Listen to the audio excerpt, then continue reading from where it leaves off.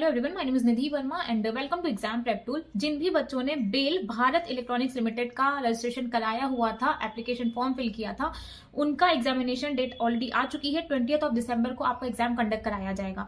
बहुत कम टाइम हुआ था एप्लीकेशन फॉर्म उन्हें रिलीज किए हुए और बहुत कम टाइम वो दे रहे हैं प्रिपरेशन के लिए। लेकिन देखो, अब जब डेट आ गई है तो अब कुछ किया नहीं जा सकता। तो जितना भी टाइम बचा हुआ है उतने में जितना अभी तक आपने किया हुआ है बार बार उसको रिवाइज करिए, बार बार पढ़िए, पुराने टाइम के पेपर्स देखिए कि किस तरीके का पैटर्न उन्होंने फॉलो किया था, कैसे क्वेश्चन पेपर आते हैं, ये सारी चीजें आपको देखनी पड़ेंगी। कुछ और इंपॉर्टेंट बातें हैं वो ये हैं कि जो टेस्ट सिटी सेंटर है कि आपका टेस्ट कौन से सिटी में होगा, ये आपको वाया मेल बता दिया जाएगा 6 दिसंबर को। 6 दिसंबर को आपको आपका टेस्ट सिटी सेंटर बता दिया जाएगा, जिससे कि मान लो कहीं पे दूर पड़ रहा है तो अगर आपको ट्रैवल करके जाना हो तो उसमें आपको इशू नहीं आएगा। आपका एडमिट कार्ड रिलीज होगा 13 दिसंबर को। 13 दिसंबर को आपका एडमिट कार्ड आएगा।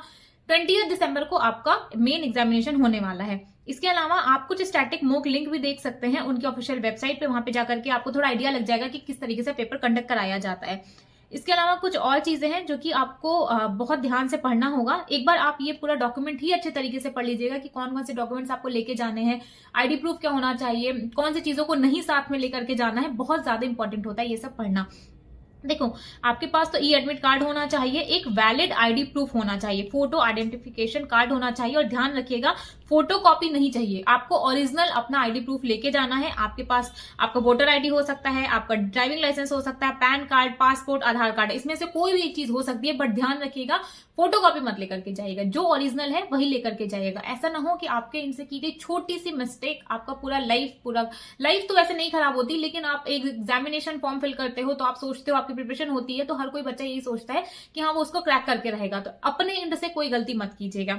इसके अलावा एग्जामिनेशन सेंटर पे आधे घंटे पहले पहुंच जाइएगा। आधे घंटे 30 मिनट पहले आपको पहुंच जाना है, क्योंकि उसके बाद एंट्री नहीं ली जाएगी। आप कितना भी बहुत सारे बच्चों का पेपर इसलिए छूटा है क्योंकि वो एग्जामिनेशन सेंटर पे लेट पहुंचे हैं। लेट ऐसा नहीं कि एग्जाम स्टार्ट हो गया था, एक रूल होता है। कुछ पेपर में ऐसा भी होता है कि 1 घंटे पहले वो एंट्री बंद कर देते हैं। तो बेहतर है, अगर इन्होंने हाफ एन आवर लिखा है तो आपको किसी भी कीमत पे 1 घंटे पहले पहुंच जाना है। और इसके अलावा जो आपका ई एडमिट कार्ड होगा उसको अपने पास बचा करके रखिएगा। बाद में इंटरव्यू के टाइम पे आपको हेल्प मिलेगा। ये नहीं कि पेपर दिया एडमिट कार्ड फेंक दिया, उसको बचा के रखिएगा। जो आपका सीबीटी होगा उसका 120 मिनट का होगा, टोटल 2 घंटे का होगा। 125 क्वेश्चंस आने वाले हैं। 100 क्वेश्चंस आएंगे आपके टेक्निकल क्वेश्चंस होंगे एंड 25 आपके जनरल एप्टीट्यूड या फिर रीजनिंग के क्वेश्चंस होंगे। जो पीडब्ल्यूबीडी कैंडिडेट्स होंगे उन्हें एडिशनल 40 मिनट का टाइम दिया जाएगा। यानी कि अगर नॉर्मल आपका 2 घंटे का पेपर हो रहा है तो जो पीडब्ल्यूबीडी कैंडिडेट्स हैं उनका आपका 2 घंटे 40 मिनट का पेपर होगा। इसके अलावा कोई भी अगर आपका करेक्ट क्वेश्चन होता है तो आपको 1 मार्क्स मिलेगा, और अगर आप नेगेटिव मार्किंग करके आते हो तो 1/4 आपके मार्क्स डिडक्ट हो जाएंगे। ये कुछ इंपॉर्टेंट इंस्ट्रक्शंस था। इसके अलावा मेरा यही कहना होगा, एक बार आप ये नोटिफिकेशन खुद से रीड कर लीजिए, क्योंकि बहुत सारी ऐसी चीजें होती हैं, आपको पढ़ना जरूरी है। ठीक है, बाकी कोई और रिक्रूटमेंट आता है, कोई और नोटिफिकेशन आता है किसी भी जॉब से रिलेटेड, आपको हमारे चैनल पे टाइम रहते प्रोवाइड कर दिया जाएगा। Thank you.